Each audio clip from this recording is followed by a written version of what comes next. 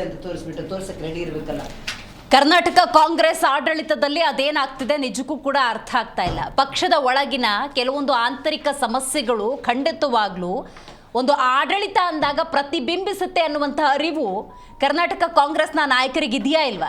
ಸುರ್ಜೇವಾಲಾ ಮೀಟಿಂಗ್ನಲ್ಲೂ ಕೂಡ ಶಾಸಕರು ತಮ್ಮ ಅಸಮಾಧಾನವನ್ನು ವ್ಯಕ್ತಪಡಿಸಿದ್ದಾರೆ, ವಿಚ್ ಇಸ್ ವೆರಿ ಗುಡ್. ಯಾಕಂತ ಹೇಳಿದ್ರೆ ಬಹಿರಂಗವಾಗಿ ಸ್ಟೇಟ್ಮೆಂಟನ್ನು ಕೊಡೋದೇನಾದರೂ ಕಮ್ಮಿ ಆಯಿತು ಅಂತ ಹೇಳಿದ್ರೆ ಈ ಆಂತರಿಕ ಅಸಮಾಧಾನವನ್ನು ಸುರ್ಜೇವಾಲಾ ನೇತೃತ್ವದಲ್ಲಿ ಕಡಿಮೆ ಮಾಡಿದ್ರೆ ಉತ್ತಮ ಅಂತ ಅನ್ಸುತ್ತೆ. ಯಾವಾಗ ಈ ಸಮಸ್ಯೆಗಳು ಜಾಸ್ತಿ ಆಗುತ್ತೆ, ಆಡಳಿತ ಅನ್ನೋದು ಕುಸಿದು ಹೋಗುತ್ತೆ, ಜನ ವಿಶ್ವಾಸವನ್ನು ಕಳ್ಕೊಂಡ್ಬಿಡ್ತಾರೆ. ಸೊ ಪಕ್ಷದ ವೇದಿಕೆಯಲ್ಲಿ ಆದಂತಹ ಚರ್ಚೆಯಲ್ಲಿ ಹಾಗಾದ್ರೆ ಯಾವೆಲ್ಲ ಪ್ರಮುಖ ಅಂಶಗಳ ಉಲ್ಲೇಖ ಅನ್ನೋದಾಗಿದೆ. ಇದರ ಜೊತೆಗೆ ಸಿದ್ದರಾಮಯ್ಯನವರು ಒಗ್ಗಟ್ಟಿನ ಮಂತ್ರವನ್ನು ಪಠಿಸಿದ್ದಾರೆ. ಕಳೆದ 2 ವರ್ಷದ ಆರಂಭದಲ್ಲಿ ಅಧಿಕಾರ ಹಿಡಿದ್ರು ನೋಡಿ, ಆಗಿಂದಲೇ ಪಟ್ಟಿಸ್ಬಿಟ್ಟಿದ್ರೆ ಇಂಥ ಆತಂಕದ ಸ್ಥಿತಿ ಅನ್ನೋದು ಇರ್ತಿರ್ಲಿಲ್ಲ. ಅಫ್ಕೋರ್ಸ್ ಮಾಡಿದ್ದಾರೆ, ಆದರೆ ಪರಿಣಾಮಕಾರಿಯಾಗಿ ಮಾಡಿಲ್ಲದ ಪರಿಣಾಮ ಓಪನ್ ಆಗಿ ಅಥವಾ ಬಹಿರಂಗವಾಗಿ ನಾಯಕರು ಸ್ಟೇಟ್ಮೆಂಟ್ ಅನ್ನು ಕೊಡುವಂಥ ಪರಿಸ್ಥಿತಿ ಬಂದಿದ್ದು. ರೈಟ್, ಈ ಹಿಂದೆ ಬಹಿರಂಗವಾಗಿ ಹೇಳಿಕೆಯನ್ನು ಕೊಟ್ಟಿದ್ದಂತಹ ವಸತಿ ಇಲಾಖೆಯಲ್ಲಾದಂತಹ ಅವ್ಯವಹಾರದ ಕುರಿತಂತೆ, ಭ್ರಷ್ಟಾಚಾರದ ಕುರಿತಂತೆ ಮಾತನಾಡಿದಂತಹ BR ಪಾಟೀಲ್ ಅವರು ತಮ್ಮ ಅಸಮಾಧಾನವನ್ನು ಏನಾದರೂ ಕಮ್ಮಿ ಮಾಡ್ಕೊಂಡಿದ್ದಾರಾ? ನೋ, ಮಗದೊಮ್ಮೆ ತಮ್ಮ ಅಸಮಾಧಾನವನ್ನು ಹೊರಹಾಕಿದ್ದಾರೆ. ಹಾಗಾಗಿ ಸಿದ್ದರಾಮಯ್ಯನವರೀಗ ಒಗ್ಗಟ್ಟಿಂದಿರೋಣ, ಮುಂದಿನ ದಿನಗಳನ್ನು ಸರಿಯಾದ ರೀತಿಯಲ್ಲಿ ನಡೆಸ್ಕೊಳ್ಬೇಕು ಅನ್ನುವಂತಹ ಮಂತ್ರವನ್ನು ಪಠಿಸುವಂಥ ಅನಿವಾರ್ಯತೆ ಬಂದಿದೆ. ಹಾಗಾದರೆ ಆ ಮೀಟಿಂಗ್ನಲ್ಲಿ ಏನಾಯಿತು? ಮುಂದಿನ ದಿನಗಳಲ್ಲಿ ಸೂಕ್ತ ರೀತಿಯ ಆಡಳಿತವನ್ನು ಕಾಂಗ್ರೆಸ್ ಕೊಡುತ್ತಾ? ಆಂತರಿಕ ಸಮಸ್ಯೆ ಅನ್ನುವುದು ಉಲ್ಬಣ ಆಗುತ್ತಾ, ಕಡಿಮೆ ಆಗುತ್ತಾ? ಡೀಟೇಲ್ ಆಗಿ ಚರ್ಚೆ ಮಾಡೋಣ. ನಾನು ದಿವ್ಯಶ್ರೀ.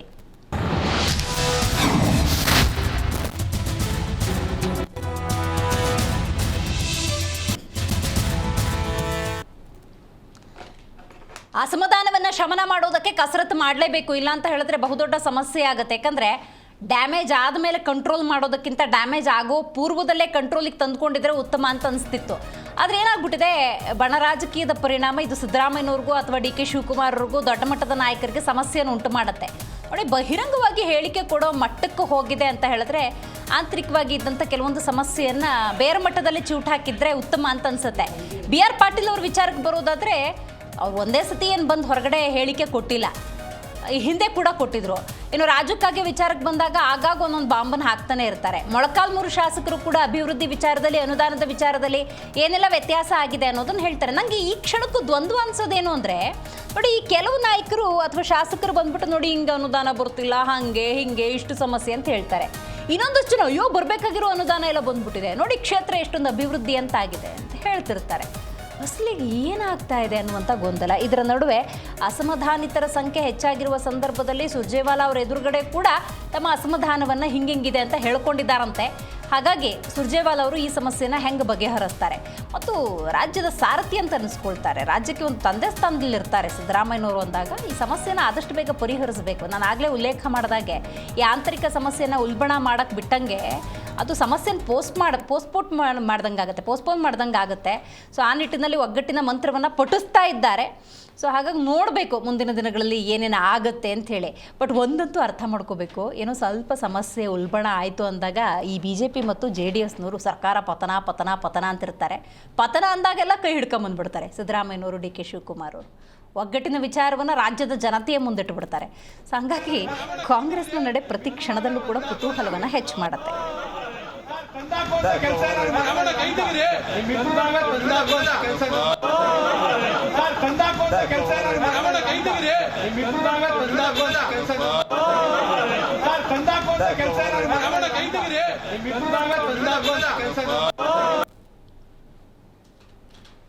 AICC ಅಧ್ಯಕ್ಷರು ಮಲ್ಲಿಕಾರ್ಜುನ ಖರ್ಗೆ ಹಾಗೇನೆ BR ಪಾಟೀಲ್ ಮಾತಾಡಿದ್ದಾರೆ, ಬನ್ನಿ ಕೇಳೋಣ. ನಾನು ಉತ್ತರ ಕೊಡ್ತಕ್ಕಂಥದ್ದು AICC ಲೆವೆಲ್ನಲ್ಲಿ ಏನು ನಡೀತಾ ಇದೆ ಅದರ ಬಗ್ಗೆ ಹೊರತಾಗಿ ಇಲ್ಲಿ ಯಾರೋ ಏನೋ ಹೇಳ್ತಾರೆ ಅಂದ್ರೆ ಪ್ರತಿಯೊಂದಕ್ಕೂ ನಾವು ಉತ್ತರ ಕೊಡ್ಬೇಕು ಹೋದರೆ ಸಾಕಷ್ಟು ಪ್ರಶ್ನೆಗಳವ, ಅದ್ರ ಉತ್ತರಗಳನ್ನು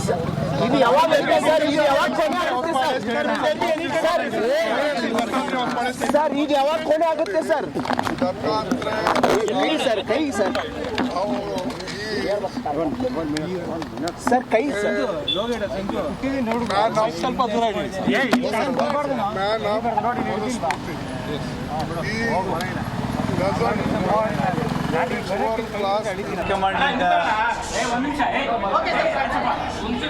ನೀವೇ ಜಗಳ ಹೇಳ್ತಿರೋದು. ನನಗೆ ಹೈಕಮಾಂಡ್ಲಿಂದ ಕರೆ ಬಂದಿತ್ತು. ಮಾನ್ಯ ಸುರ್ಜೇವಾಲಾ ನಮ್ಮ ಅಖಿಲ ಭಾರತೀಯ ಕಾಂಗ್ರೆಸ್ ಕಮಿಟಿಯ ಪ್ರಧಾನ ಕಾರ್ಯದರ್ಶಿಗಳು ಅವ್ರ ಜೊತೆಗೆ ದೀರ್ಘವಾದಂಥ ಚರ್ಚೆ ಆಯಿತು. ನಾನು ಹೇಳಬೇಕಾದದ್ದನ್ನೆಲ್ಲ ಅವರಿಗೆ ಹೇಳಿದ್ದೇನೆ. ಅವರೆಲ್ಲರೂ ನನ್ನ ವಿಷಯಗಳನ್ನು ನೋಟ್ ಮಾಡಿಕೊಂಡಿದ್ದಾರೆ. ಮುಂದಿನ ಬರ್ತಕ್ಕಂಥ ದಿನಗಳಲ್ಲಿ ಅವ್ರೇನು ಮಾಡಿದ್ದಾರೆ ಅವ್ರಿಗೆ ಬಿಟ್ಟು.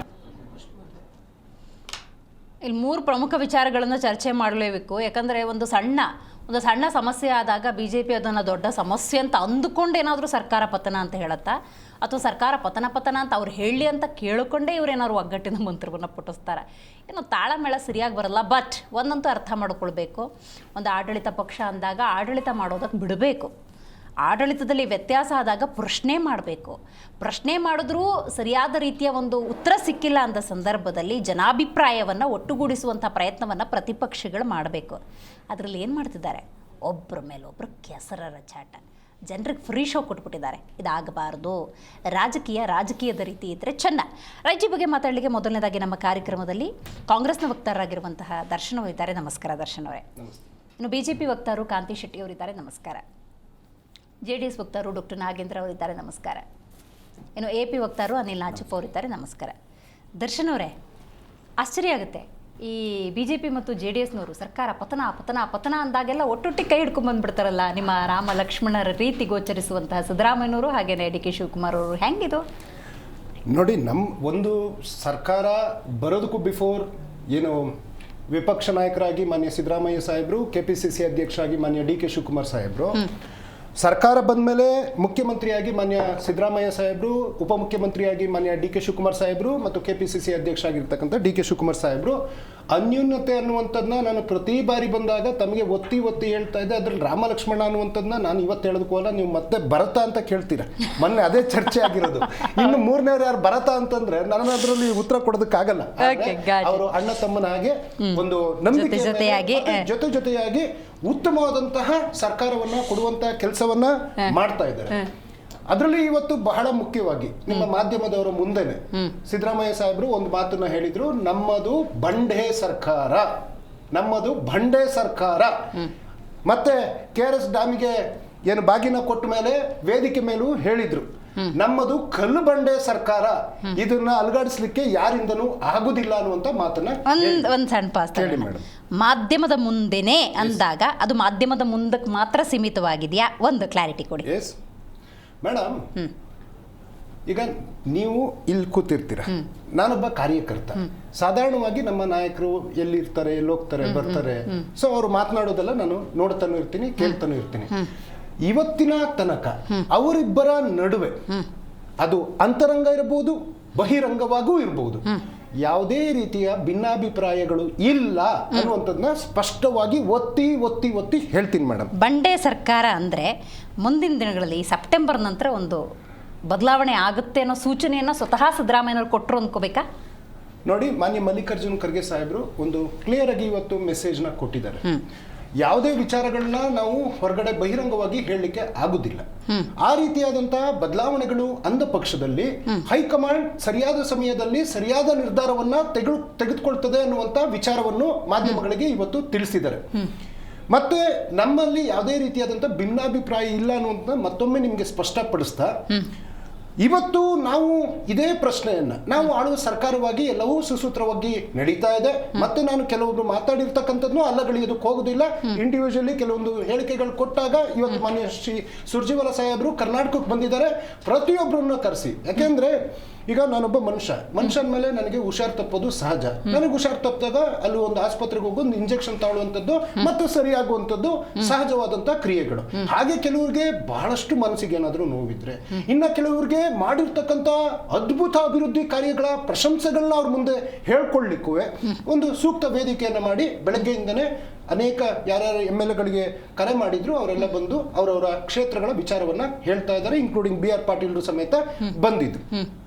ಇವತ್ತು ನಾವು ಕೇಳುವಂತ ಪ್ರಶ್ನೆ, ನಮ್ಮ ಸರ್ಕಾರವನ್ನ ಅವಾಗ ಬಹಳ ಮುಖ್ಯವಾಗಿ ಕೇಂದ್ರ ಸಚಿವರುಗಳು ಮಾನ್ಯ ಕುಮಾರಸ್ವಾಮಿ ಅವರು, ಶೋಭಾ ಕರ್ಲಾಜೆ ಅವರು, ಪ್ರಹ್ಲಾದ್ ಜೋಶಿ ಅವರು, ಸೋಮಣ್ಣ ಅವರು ಕರ್ನಾಟಕಕ್ಕೆ ಬಂದು ಓಕೆ ದಿನ ಬೆಳಗಾದ್ರೆ ಪತನ ಅನ್ನುವಂಥವ್ರು ನಿಮ್ಮ ಕೊಡುಗೆ ಕರ್ನಾಟಕಕ್ಕೇನು?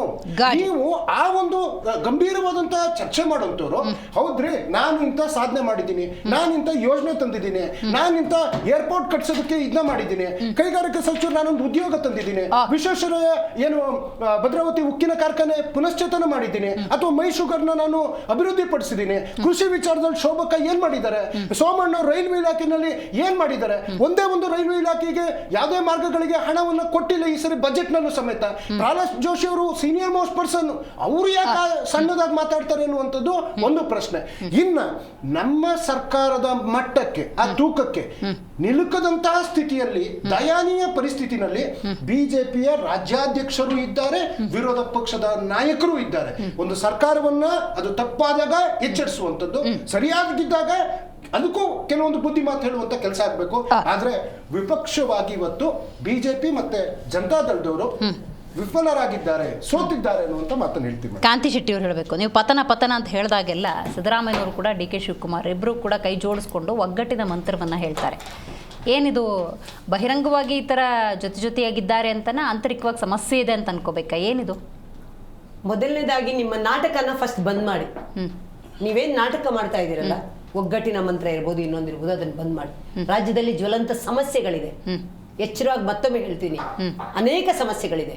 ಅದ್ರ ಬಗ್ಗೆ ಏನು ನೀವು ಯೋಚನೆ ಮಾಡ್ತಾ ಇಲ್ಲ. ಸ್ಕೂಲ್ಗಳಿರ್ಬೋದು, ಸರ್ಕಾರಿ ಶಾಲೆಗಳು, ನಿನ್ನೆ ಒಂದು ಪೇಪರ್ ಅಲ್ಲಿ ನೋಡ್ತಾ ಇದ್ದೆ, ಏನು ಚಾವಣಿಯಿಂದ ನೀರು ಬೀಳ್ತಾ ಇದೆ ಸರ್ಕಾರಿ ಶಾಲೆಯಲ್ಲಿ, ಅಲ್ಲೇ ಮಕ್ಕಳು ಓದ್ಬೇಕು. ಪರಿಸ್ಥಿತಿ ಇದು ಒಂದಲ್ಲ.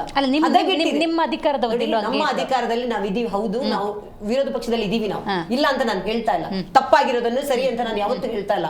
ಇವತ್ತು ಇಷ್ಟು ಸಮಸ್ಯೆಗಳಿದೆ ರಾಜ್ಯದಲ್ಲಿ, ಅದನ್ನು ಬಿಟ್ಬಿಟ್ಟು ಇವರು ನಾಟಕ ಮಾಡ್ಕೊಂಡು ಕೂತಿದಾರ. ಸುರ್ಜೇವಾಲೆಯಲ್ಲಿ ಬರ್ತಾರೆ, ಸುಮ್ನೆ ಬಂದಿಲ್ಲ ನೋಡಿ. ಸಾಕ್ಷಿ ಕೇಳ್ತಾ ಇದ್ರು, ಮೂಡ ಹಗರಣ ಆಯ್ತು, ವಾಲ್ಮೀಕಿ ಆಯ್ತು, ವಸತಿ ಹಗರಣ ಆಯ್ತು, ಇನ್ನು ಯಾವುದೇ ಒಂದು ಇಲಾಖೆಯಲ್ಲಿ ಹಗರಣ ಇಲ್ಲ ಅನ್ನೋ ಒಂದು ಯಾವ್ದಾದ್ರು ಇಲಾಖೆ ಇದ್ರೆ ತೋರಿಸಿ.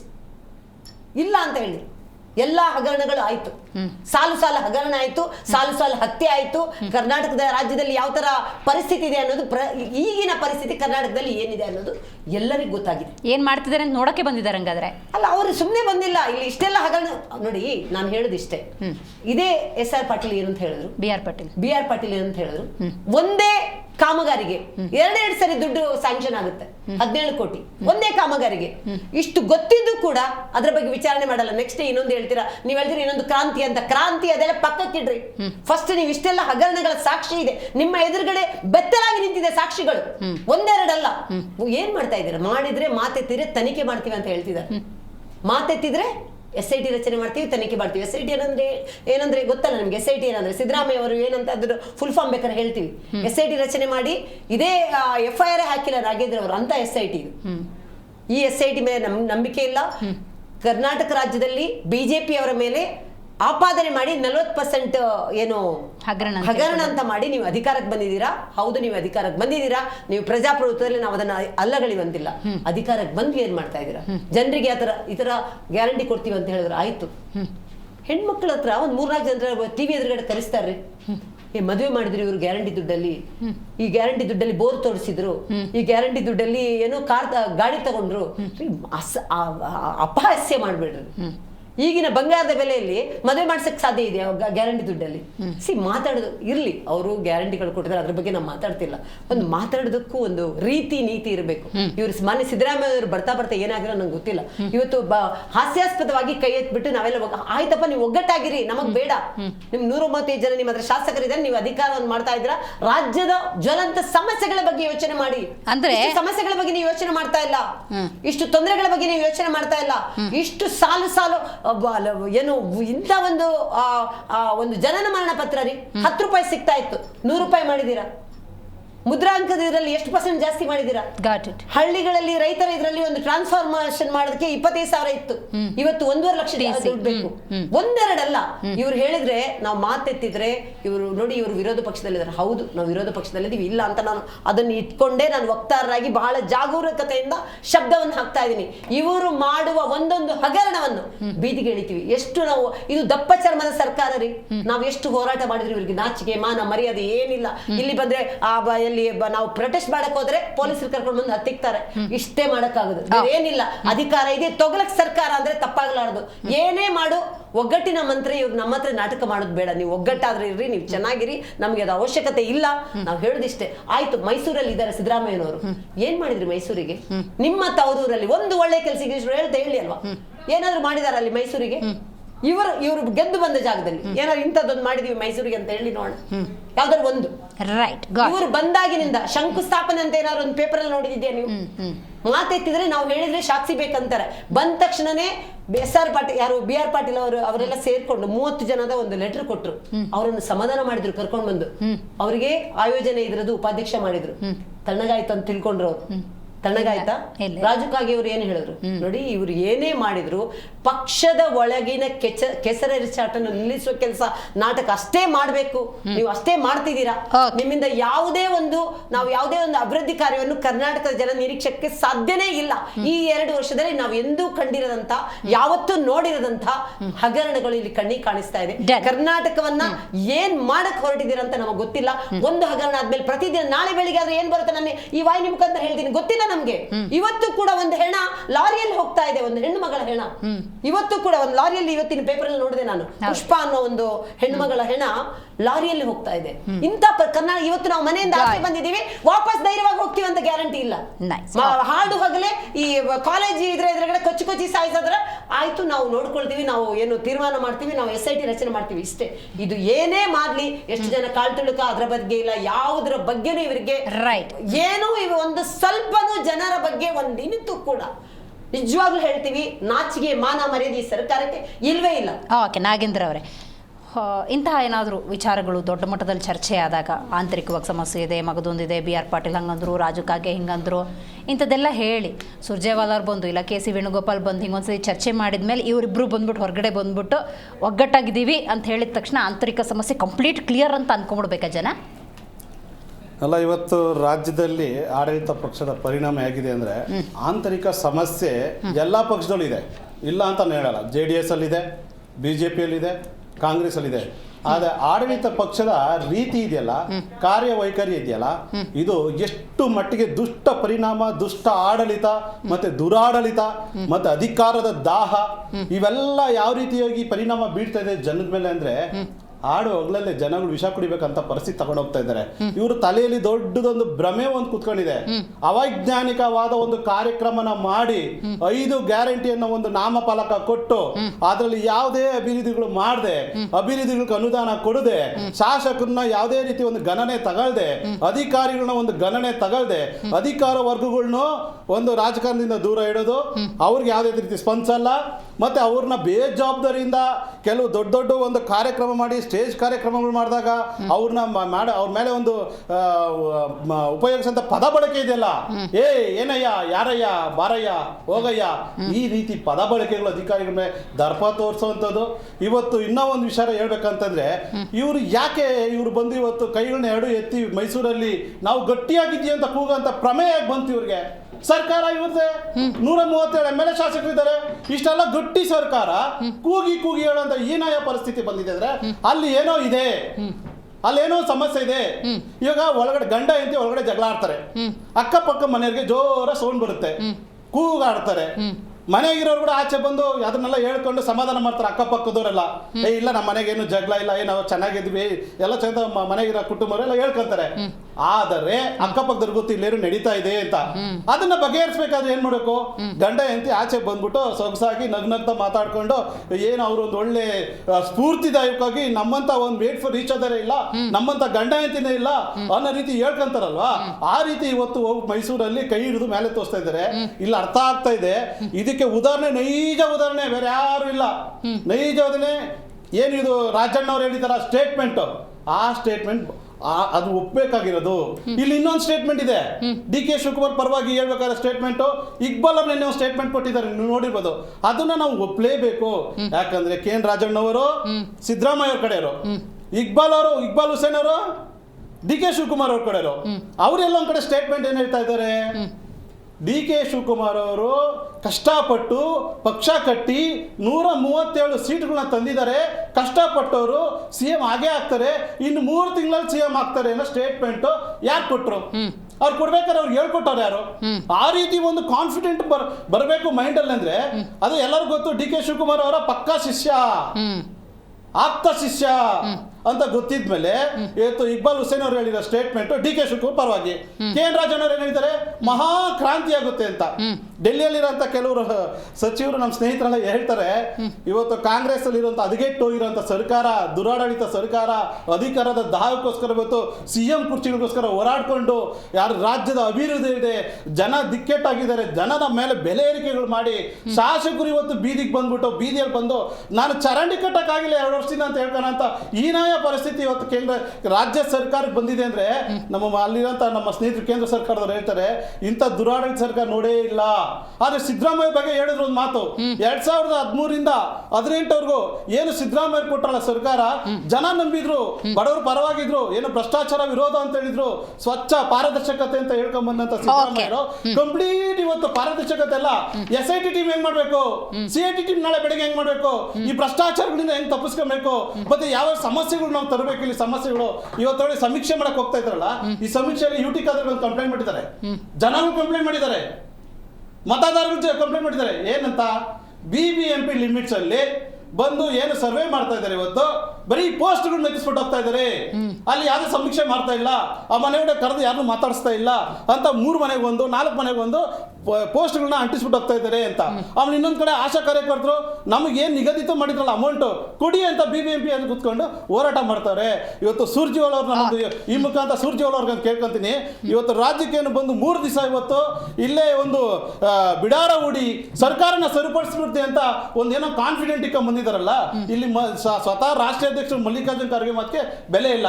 ನಿಮ್ನ ಕೆಲಸ ನಡ್ಕೊಂಡು ಹೋಗ್ರಿ, ಯಾರು ಸರ್ಕಾರ ವಿರುದ್ಧ ಮಾತಾಡಬೇಡಿ, ಯಾವುದೇ ಸರ್ಕಾರ ಬಾಯಿ ಬಿಡಬಾರ್ದು ಅಂತ ಎಷ್ಟೋ ಸತಿ ಸ್ಟೇಜ್ಗಳ ಮೇಲೆ ಎಷ್ಟೋ ಸತಿ ಕರೆದು ಹೇಳಿದ್ದಾರೆ. ಆದ್ರೆ ಪ್ರತಿನಿತ್ಯ ಒಬ್ಬೊಬ್ಬ ಶಾಸಕರುಗಳನ್ನ ಹೇಳ್ತಾ ಇದ್ದಾರೆ. ಈ ರೀತಿಯಾದ ಒಂದು ಸರ್ಕಾರ ದುರಾಡಳಿತ ಆಗಿ ಇದೇ ಸರ್ಕಾರ ನಾವು ಬಿಜೆಪಿ ಒಂದು ಸರ್ಕಾರ ನೋಡಿದ್ವಿ. ಬಿಜೆಪಿಯಲ್ಲಿ ಅನಸ್ಪಿಕವಾಗಿ ಯಡಿಯೂರಪ್ಪ ರಾಜೀನಾಮೆ ಕೊಡೋಕೆ ಬರುತ್ತೆ, ಆ ಜಾಗಕ್ಕೆ ಸದಾನಂದ ಗೌಡರು ತರಬೇಕಾಗುತ್ತೆ.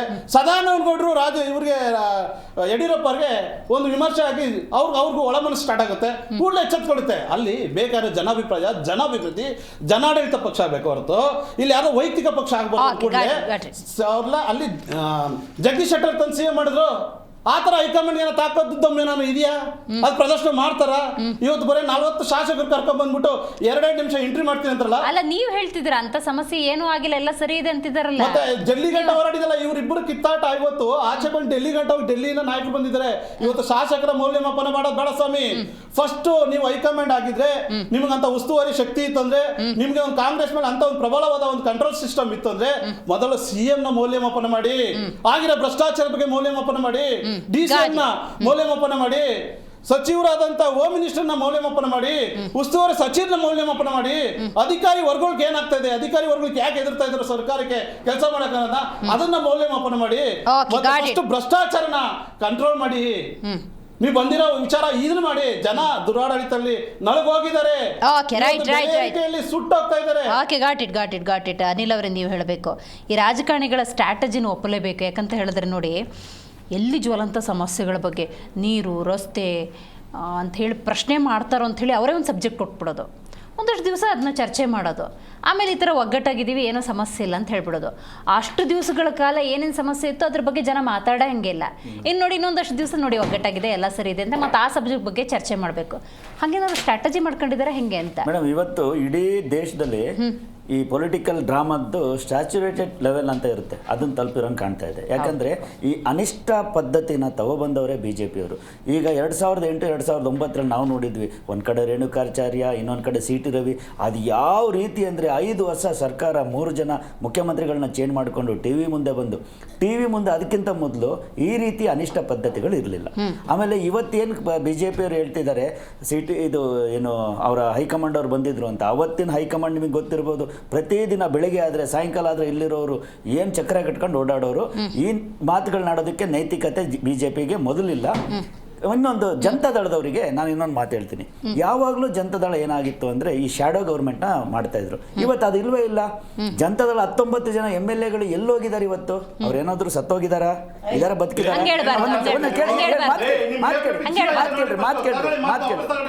ಒಂದ್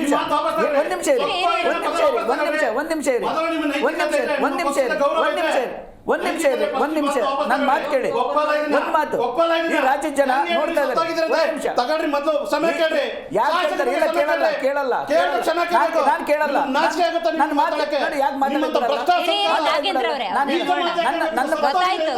ನನ್ನ ಪದಗಳ ಮೇಲೆ ನನಗೆ ಹಿಡಿತಾ ಇದೆ. ನಾನು ಯಾಕೆ ಹೇಳ್ತಾ ಇದ್ದೀನಿ ಅಂದ್ರೆ ಇವತ್ತು ಈ ರೀತಿ ಅರಾಜಕತೆ ನಡೀತಿರುವಾಗ ಕರ್ನಾಟಕದಲ್ಲಿ ಯಾಕೆ ಇವರು ಯಾವುದೋ ಒಂದು ಹೋರಾಟಗಳನ್ನ ಮಾಡ್ತಾ ಇಲ್ಲ? ಎಸ್ಪೆಷಲಿ ನಾನು ಜನತಾದಳ ಕೇಳ್ತಿದ್ದೇನೆ. ಒಬ್ಬರೇ ಒಬ್ಬ ಕುಮಾರಸ್ವಾಮಿ ಬರ್ತಾರೆ, ಮೀಡಿಯಾ ಮುಂದೆ ಮಾತಾಡ್ತಾರೆ, ಹೋಗ್ತಾರೆ. ಇವರ ಜನತಾದಳದ ಬೇರೆ MLAಗಳು ಏನ್ ಮಾಡ್ತಾ ಇದ್ದಾರೆ ಇವತ್ತು ಬಿಜೆಪಿಯವರಿಗೆ ನಾನು ಇನ್ನೊಂದು ಮಾತು ಕೇಳ್ತೀನಿ. ಇವತ್ತು ಕೇಳ್ತಾ ಇದ್ದಾರೆ ನೋಡಿ, ರಾಜ್ಯದಲ್ಲಿ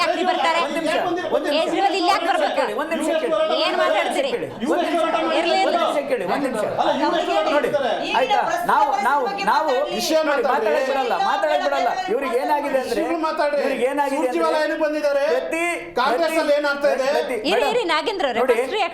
ಇವತ್ತು ಬಿಜೆಪಿ ಆಗಿರ್ಬೋದು, ಕಾಂಗ್ರೆಸ್ ಆಗಿರ್ಬೋದು, ಜನತಾದಳ ಆಗಿರ್ಬೋದು, ಇದರಲ್ಲಿ ಬರೀ 4-5 ನಾಯಕರುಗಳು ಮಾತ್ರ ಕಾಣ್ತಾ ಇದ್ದಾರೆ. ಬೇರೆ ಬೇರೆ ಊರುಗಳಲ್ಲಿ ಇವ್ರನ್ನ ಗೆಲ್ಸಿ ಕಳ್ಸಿದಾರಲ್ವಾ? ಅವ್ರಿಗೆ ಯಾರು ಆನ್ಸರ್ ಮಾಡೋರು? ಇವತ್ತು ಅವ್ರ ಊರಲ್ಲಿ ರಸ್ತೆ ಇಲ್ಲ ನೋಡಿ. ಮೂಡಿಗೆರಲ್ಲಿ ನಾನು ಒಂದು ಜಾಸ್ತಿ ಜಾಗಕ್ಕೆ ಹೋಗಿದ್ದೆ. ಅಲ್ಲಿ ಬಿಜೆಪಿ ಅವರು ಇದ್ದಾರೆ, ಕಾಂಗ್ರೆಸ್ ಅವರು ಇದ್ದಾರೆ, ದಳದವರು ಇದ್ದಾರೆ, ಜನ ಓಟ್ ಹಾಕ್ದವ್ರು ಇದ್ದಾರೆ. ರಸ್ತೆಯಲ್ಲಿ ಒಂದು ಚೂರು ರಸ್ತೆನೇ ಇಲ್ಲ ಮೇಡಮ್. ಆಯ್ತಾ, ಮಾಡಿರೋದು 2 ವರ್ಷ ಹಿಂದೆ ಆಗಿದೆ. ಯಾಕೆ ಹೋರಾಟಗಳು ಮಾಡ್ತಿಲ್ಲ? ಸ್ಥಳೀಯ ಲೆವೆಲಲ್ಲಿ ಯಾಕೆ ಹೋರಾಟಗಳು ಮಾಡ್ತಿಲ್ಲ? ಇಲ್ಲೆಲ್ಲೋ ಬರೋದು, ನಾವ್ಯಾರೋ ಟಿವಿಗಳಲ್ಲಿ ಕ್ಯಾಮ್ರಾಗಳು ಹಿಡಿದಾಗ ಬಂದು ಮಾತಾಡೋದು ಬಿಟ್ರೆ ಸ್ಥಳೀಯವಾಗಿ ಹೋರಾಟ ಇಲ್ಲಿ ನಡೀತಾ ಇದೆ. ಬಿಜೆಪಿ ಆಗಿರ್ಬೋದು, ಜನತಾದಳ ಆಗಿರ್ಬೋದು, ಟಿವಿ ಮುಂದೆ ಬರೋದು. ಇವತ್ತು ಆಡಳಿತ ಪಕ್ಷದವ್ರು ಏನ್ ಬೇಕಾದ್ರೂ ಒಂದ್ ನಿಮಿಷ ಅಲ್ಲ, ನಾನು ಹೇಳ್ತಾ ಇಲ್ಲ. ನಾನು ಆಡಳಿತ ಪಕ್ಷಕ್ಕೆ ಕಿವಿ ಹಿಂಡೋದು ಯಾವ ರೀತಿ ಅಂತ ಗೊತ್ತಾ ಮೇಡಮ್? ಇವತ್ತು ಆರ್ ಅಶೋಕ್ ಅವ್ರು ಏನ್ ಮಾತಾಡ್ಬೇಕು, ಏನೇನ್ ನ್ಯೂನತೆಗಳಿದೆ ಅನ್ನೋದ್ರ ಮಾತಾಡ್ಬೇಕು. ಅದನ್ನ ಬಿಟ್ಟು DK ಶಿವಕುಮಾರ್ ಒದ್ದು ಅಧಿಕಾರ ತಗೊಳ್ಳಿ ಅನ್ನೋದೇನಕ್ಕೆ? ಇವತ್ತು 62,000 ಕೋಟಿ ಬೆಂಗಳೂರಿಗೆ ಬರ್ತಾ ಇದೆಯಲ್ಲ, ಏನ್ ಟನಲ್ ರಸ್ತೆ ಅಂತ, ಅದ್ರಲ್ಲಿ ನಿಮಗೆಲ್ಲರಿಗೂ ಕಮಿಷನ್ಗಳಿದೆಯಾ? ಅದಕ್ಕೋಸ್ಕರ ಇವರು ಒದ್ದಾಡ್ತಾ ಇದ್ದಾರಾ? ಇವತ್ತು ನಾಳೆ ಸಿದ್ದರಾಮಯ್ಯ ಇದ್ರೆ ಇದನ್ನ ತಗೊಳಕ್ಕಾಗೋದಿಲ್ಲ ಅಂತೇಳಿ ಅದಕ್ಕೆ ತರಾತುರಿಯಲ್ಲಿ 3 ತಿಂಗಳಲ್ಲಾದ್ರೂ ಪರವಾಗಿಲ್ಲ DK ಶಿವಕುಮಾರ್ ಒಂದ್ಸತಿ ಬಂದ್ಬಿಡ್ಲಿ, ನಾವೆಲ್ಲ ಹಂಚ್ಕೊಬಿಡೋಣ. ಎಲ್ಲಾ ಬೆಂಗಳೂರಿನ ಶಾಸಕರುಗಳು ಯಾರಾದ್ರೂ ಒಬ್ರು DK ಶಿವಕುಮಾರ್ ವಿರುದ್ಧವಾಗಿ ಮಾತಾಡಿರೋದು ನೋಡಿದಿರಾ ನೀವು? ಒಂದಿನ ಟಿವಿಯಲ್ಲಿ ಬಂದು ಮಾತಾಡ್ತಾರೆ, ಪಕ್ಷ ಬಿದ್ದೋಗ್ಬಿಡುತ್ತೆ, DK ಶಿವಕುಮಾರ್ ಮುಖ್ಯಮಂತ್ರಿ ಆಗ್ತಾರೆ ಅನ್ನೋದಕ್ಕೆ ಇವ್ರು ಯಾರು ಅಲ್ವಾ? ಬಿಜೆಪಿ ಅವರು ಯಾರು? ಆಮೇಲೆ ಇನ್ನೊಂದು ನಾನು ಹೇಳೋದು ಕೇಳಿ ಸರ್, ಅವ್ರನ್ನ ನೀವೇನ್ ಮಾಡ್ತಾ ಇದ್ದೀರಾ ಗೊತ್ತಾ? ಮಾಧ್ಯಮಗಳಿಗೆ ಯಾವನೋ ಒಬ್ಬ ಇಕ್ಬಾಲ್ ಹುಸೇನ್ ಹೇಳಿದ ಮಾತನ್ನ ಇವರೇ ತಗೊಂಡು ತೋರಿಸಿ ಇಡೀ ರಾಜ್ಯದಲ್ಲಿ ಜನ ಗೆಲ್ಸ್ ಕಳ್ಸಿರೋದು ಯಾರಿಗೆ?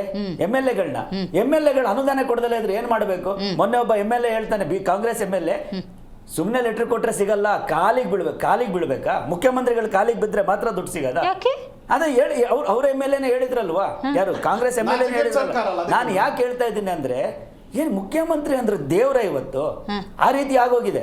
ಆಮೇಲೆ ಎಲ್ಲಾರ ಕಣ್ಣು ಮುಖ್ಯಮಂತ್ರಿ ಮೇಲೆ, ಯಾರು ಮುಖ್ಯಮಂತ್ರಿ ಆಗ್ತಾರೆ ಅಂತೇಳಿ. ಈಗಾಗಲೇ ಕಾಂಗ್ರೆಸ್ ಪಕ್ಷದಲ್ಲಿ ಏನ್ ಗರಿ ಎದುರೋಗಿದೆ ಅಂದ್ರೆ, ಈ DK ಶಿವಕುಮಾರ್ ಬಣ ಅಂತ ಒಂದಿದೆಯಲ್ಲ, ಎಲ್ಲ ಈಗಾಗಲೇ ಹೊಸ ಕೋಟ್ ಶರ್ಟ್ ಎಲ್ಲ ಹೊಲ್ಸ್ಕೊಂಡ್ಬಿಟ್ಟಿದ್ದಾರೆ. ಯಾಕೆ ಅಂದ್ರೆ ಸೆಪ್ಟೆಂಬರ್ಗ ಯಾಕೆ ಅಂದ್ರೆ ಇನ್ನು ಮುಂದಿನ ದಿನಗಳಲ್ಲಿ ಏನ್ ಗೊತ್ತಾ ಮೇಡಮ್, ಈ ಹೊಸದೇನಾದ್ರೂ ಅಲೆ ಬರುತ್ತೆ ಅಂದಾಗ ತುಂಬಾ ಜನಕ್ಕೆ ಇದಾಗುತ್ತೆ. ಆಮೇಲೆ 1 ವರ್ಷ ಆದ್ಮೇಲೆ ಗೊತ್ತಾಗುತ್ತೆ ಇದು ಟುಸ್ ಪಟಾಕಿ ಅಂತೇಳಿ. ಆಮೇಲೆ ಇವತ್ತು ನೀವು ಪೂರ್ತಿ ರಾಜಕೀಯ ವ್ಯವಸ್ಥೆ ನೋಡ್ತಾ ಇದ್ರೆ ಯಾವ ರೀತಿ ಆಗೋಗಿದೆ ಅಂದ್ರೆ, ಅಧಿಕಾರ ಇದ್ದವನು ಏನ್ ಬೇಕಾದ್ರೂ ಮಾಡ್ಬಿಡ್ಬೋದು, ಅಧಿಕಾರ ಇಲ್ದಲ್ಲೇ ಇರೋನು ಒಂದೆರಡು ಮಾತಾಡಬೇಕು, ಕಮಿಷನ್ಗಳನ್ನ ಇಲ್ಲ ಏನಾದರೂ ಸೆಟ್ಲ್ಮೆಂಟ್ಗಳನ್ನ ಮಾಡಿಕೊಂಡು. ಇವತ್ತು ಯಾರು ಬಿಜೆಪಿಯಲ್ಲಿ ಎದೆ ತಟ್ಟು ಹೇಳ್ಬೋದಾ ನಮ್ಮವ್ರಿಗೆ ಯಾರಿಗೂ ಈ ಭ್ರಷ್ಟಾಚಾರ ದುಡ್ಡು ಬೇಡ? ಜನತಾದಳದವ್ರು ಹೇಳ್ಬೋದಾ ನಮ್ಗವ್ರು ಯಾರಿಗೂ ಭ್ರಷ್ಟಾಚಾರ ದುಡ್ಡು ಬೇಡ, ಎಷ್ಟು ಕರ್ನಾಟಕದಲ್ಲಿ ನೀವು ನೋಡಿ ಹೋರಾಟಗಳಲ್ಲಿ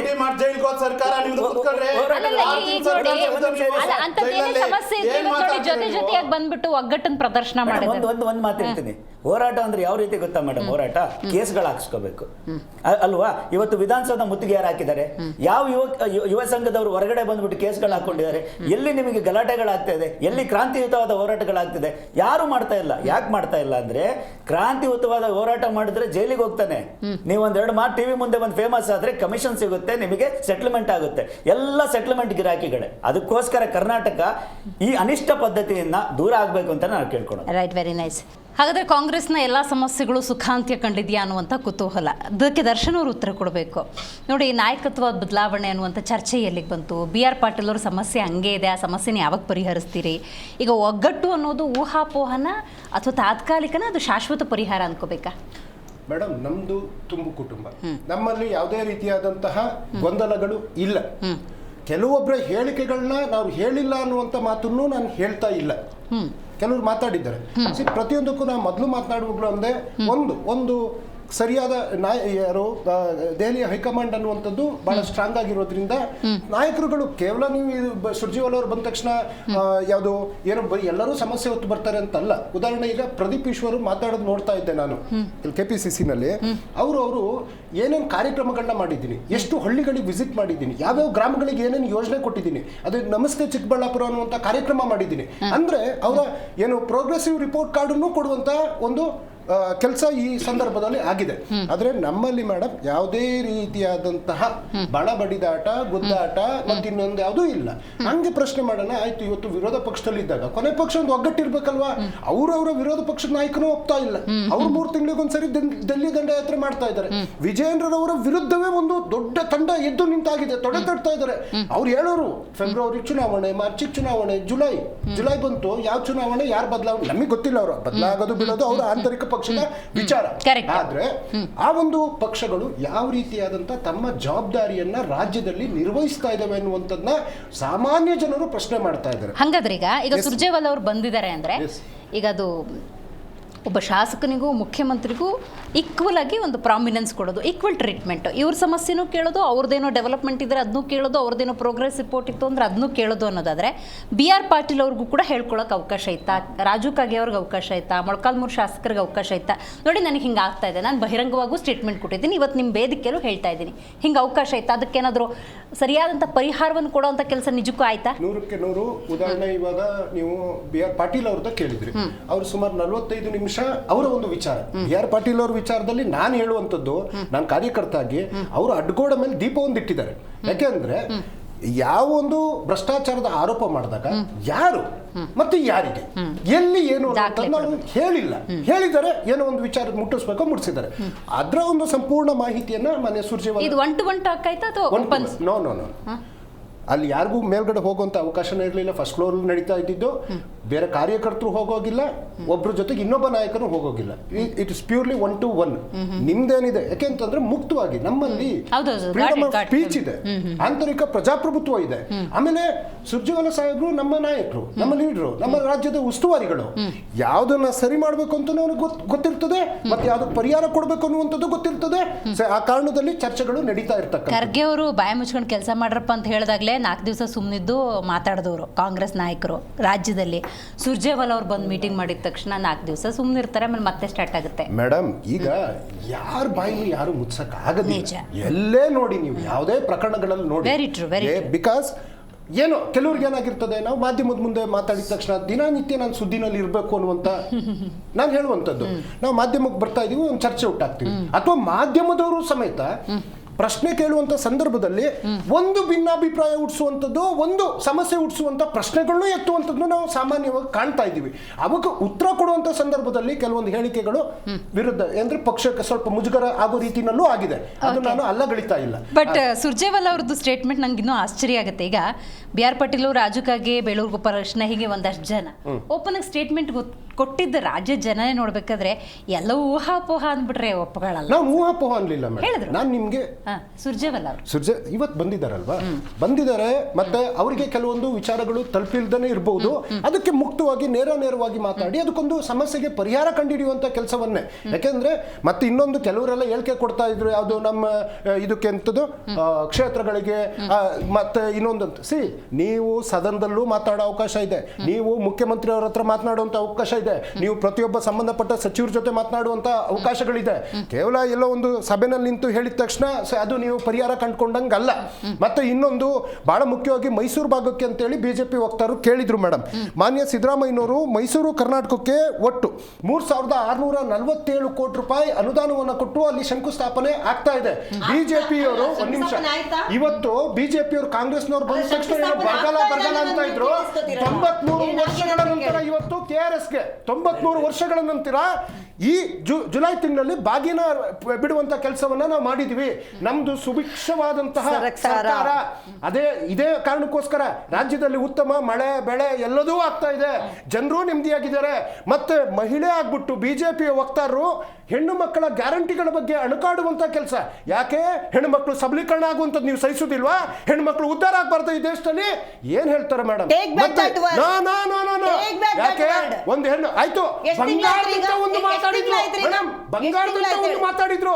ಇವತ್ತು ಬಂಗಾರ ಖರೀದಿ ಮಾಡೋದಕ್ಕೆ ಆಗ್ತದ ಅಂತ 28,000 ರೂಪಾಯಿ ಮೇಡಮ್ 10 ಗ್ರಾಮಿಗೆ ತಗೊಬಂದು 1,03,000 ಬಿಟ್ಟಾರಲ್ಲ ಮೋದಿ ಸಾಹೇಬ್ರು. ಅವರ ಒಂದು ಏನು ವೈಫಲ್ಯತೆಯನ್ನ ಅವರೇ ಬಂಗಾರದ ಮಾತಿನಲ್ಲೇ ಹೇಳಿದ್ರು. ಇವತ್ತು ಬೆಲೆ ಏರಿಕೆ ಬಗ್ಗೆನೂ ಅವ್ರು ಮಾತಾಡ್ತಾ ಇದ್ರಲ್ಲ, ಗೊತ್ತಿದೆ. ರೈತರು ಉಳೋಂತ ಟ್ರ್ಯಾಕ್ಟರ್ದು ಬೆಲೆ ಏನಾಗಿದೆ, ಹೋಂಡಾ ಸ್ಕೂಟಿ ಮತ್ತೆ ಪೆಟ್ರೋಲು ಡೀಸೆಲ್ ಗ್ಯಾಸು ನೀವು ಪ್ರತಿಯೊಂದು ತಗೊಳ್ಳಿ, ಟಿವಿ ವಾಷಿಂಗ್ ಮಿಷನ್ ಫ್ರಿಜ್ ಎಲ್ಲ ದರಗಳು 10,000 ಇದ್ದಿದ್ದು 25,000 ಹೋಗಿ ಮುಟ್ಟಿದೆ. ಇವರಿಂದ ನಮಗೆ ನೀತಿ ಪಾಠ ಹೇಳುವಂತ ಕೆಲಸ ಮಾಡ್ತಾ ಇದ್ದಾರೆ. ಮತ್ತೆ ಇನ್ನೊಂದು ನಮ್ಮ ರಾಜ್ಯ ಸರ್ಕಾರವನ್ನ ಬಹಳ ಮುಖ್ಯವಾಗಿ ಇವತ್ತು ಪ್ರಹ್ಲಾದ್ ಜೋಶಿ ಅವರು ಹಣ ಇಲ್ಲ ದಿವಾಳಿ ಅನ್ನೋ ಪದವನ್ನ ಹೇಳಿದ್ದಾರೆ. ಮಾನ್ಯ ಪ್ರಹ್ಲಾದ್ ಜೋಶಿ ಅವರೇ, ನೀವೊಬ್ರು ಕೇಂದ್ರದ ಸಚಿವರಾಗಿ ನಾನು ಆದ್ರೂ ಕೇಳಿದೆ, ಒಂದು ಯೋಜನೆ ತರೋದಕ್ಕಾಗಿಲ್ಲ. ಕೊನೆ ಪಕ್ಷ ಅವ್ರದ್ದೊಂದು ಹುಬ್ಳಿ ಧಾರವಾಡ ರಿಂಗ್ ರೋಡ್ ಮಾಡಕ್ಕಾಗಿಲ್ಲಲ್ಲ ಮೇಡಮ್. ದಿನ ನೋಡಿ ಆಕ್ಸಿಡೆಂಟ್ ಆಗಿ ಸಾಯ್ತಾ ಇದ್ದಾರೆ. ಹುಬ್ಳಿ ಧಾರವಾಡಕ್ಕೆ ಅವ್ರ ಕೊಡುಗೆ ಏನು? ಈ ರಾಜ್ಯಕ್ಕೆ ಅವ್ರ ಕೊಡುಗೆ ಏನು? ಕೊಡುಗೆ ತರ್ತೀನಿ ಲ್ಯಾಂಡ್ ಅಕ್ವಿಸಿಷನ್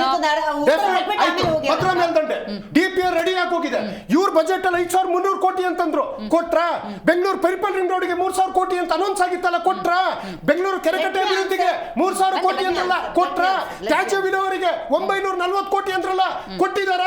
ಇವತ್ತು ರೈಲ್ವೆ ಯೋಜನೆಗಳು ನೀವು ಮಾರಿಕೊಪ್ಪಮ್ಮ ಅಥವಾ ರಾಯಚೂರಿಗೆ, ತುಮಕೂರು, ದಾವಣಗೆರೆ, ಚಿತ್ರದುರ್ಗ ಅನೇಕ ಕಡೆ ರೈಲ್ವೆ ಯೋಜನೆಗೆ 1 ರೂಪಾಯಿ ಕೊಟ್ಟಿಲ್ಲಲ್ಲ. ಈಗ 1 ರೂಪಾಯಿ ಒಂದ್ ನಿಮಿಷ ಕಾಂತಿ ಶೆಟ್ಟಿ ಅವರೇ, ಒಂದು ಸೆಕೆಂಡ್. ಈಗ ನೋಡಿ, ಸೆಪ್ಟೆಂಬರ್ ಕ್ರಾಂತಿ ಅಂತ ಒಂದಷ್ಟು ಸುದ್ದಿ ಓಡಾಡ್ತಿತ್ತಲ್ಲ, ಅದು ಪೋಸ್ಟ್ಪೋನ್ ಆಯ್ತಾ ಕ್ಯಾನ್ಸಲ್ ಆಯ್ತಾ ಮೇಡಮ್? ಕ್ರಾಂತಿ ಶಾಂತಿ ಇವೆಲ್ಲ ಗೊತ್ತಿಲ್ಲ ನನಗೆ, ಅದ್ರ ಬಗ್ಗೆ ಮಾಹಿತಿ ಇಲ್ಲ. ಕ್ರಾಂತಿ ಅನ್ನೋದನ್ನ ನಾನು ಮತ್ತೊಮ್ಮೆ ಹೇಳ್ತೀನಿ. ಮನೆ ರಾಜಣ್ಣ ಸಾಹೇಬ್ ಹೇಳಿರೋದಲ್ಲ, ಅವರು ಸಹಕಾರ ಇಲಾಖೆಯಲ್ಲಿ ಉತ್ತಮವಾದಂತಹ ಕೆಲಸ ಮಾಡ್ತಾ ಇದ್ದಾರೆ. ಅವರು ರೈತರ ಪರವಾಗಿ ಒಂದು ಕ್ರಾಂತಿಕಾರಿಕ ನಿರ್ಧಾರವನ್ನ ಸೆಪ್ಟೆಂಬರ್ ಅಲ್ಲಿ ತಗೊಂಬೋದೇನೋ. ಆ ಒಂದು ಕಾರಣಕ್ಕೆ ಅವ್ರು ಯಾವ ಕ್ರಾಂತಿ ಅಂತ ಹೇಳಲಿಲ್ಲ. ಮೇ ಬಿ ಅವ್ರ ಇಲಾಖೆಯ ಕ್ರಾಂತಿ ಇರಬಹುದು. But hour government very well. ಯಾವುದು ಪವರ್ ಸೆಂಟರ್ ನಮ್ಮ ಪದ್ಮನಾಭ ನಗರ ಅಲ್ಲ ರೀ, 2018 ಪದ್ಮನಾಭ ನಗರ ಅಲ್ಲ, 2013 ಬಹಳ ಜನ ನೆಗ್ತಾ ಇದ್ದಾರೆ. ನಿಮ್ಮ ಯುವ ನಾಯಕನಿಗೆ ಪಟ್ಟ ಕಟ್ಟೋದಕ್ಕೆ ಹಳ್ಳಿ ಹೋದ್ರೆ 10 ಜನ ಸೇರ್ತಾ ಇಲ್ಲ. ಮಂಡ್ಯದಲ್ಲಿ ಯಾರೋ ಚೇರಲ್ಲ ಒಪ್ಕೊಳ್ಳಿಕ್ಕೆ ರೆಡಿ ಇಲ್ಲ. ಆಯ್ತು ಪಾಪ ಮೋದಿ ಅವರು 1 ರೂಪಾಯಿ ಕೊಟ್ಟಿಲ್ಲ. ದೇಶದ ಆರ್ಥಿಕತೆ 2014ರಲ್ಲಿ ಎಷ್ಟನೇ ಸ್ಥಾನದಲ್ಲಿತ್ತು? ಹೇಳಿ ನೀವು. ದೇಶದ ಆರ್ಥಿಕತೆ ಸ್ವಾತಂತ್ರ್ಯ ಬಂದಿರೋದು 14 ನಿಮಗೆ ಗೊತ್ತಿಲ್ವಾ? ಸಂವಿಧಾನ ಬಂದಿರೋದು 14 ನಾವೆಲ್ಲ ಮೈಗೆ ಸೊಪ್ಪು ಕಟ್ಕೊಂಡು ಗಾಡಿನಲ್ಲಿ ಓಡಾಡ್ಕೊಂಡು, ಅವಾಗ ವೆಹಿಕಲ್ಗಳು ಇರಲಿಲ್ಲ, ಏನೂ ಇರಲಿಲ್ಲ, ಕಾಡು ಮನುಷ್ಯ ತರ ಇದ್ವಿ, ಗದ್ದೆಗಳು ಕಟ್ಕೊಂಡು.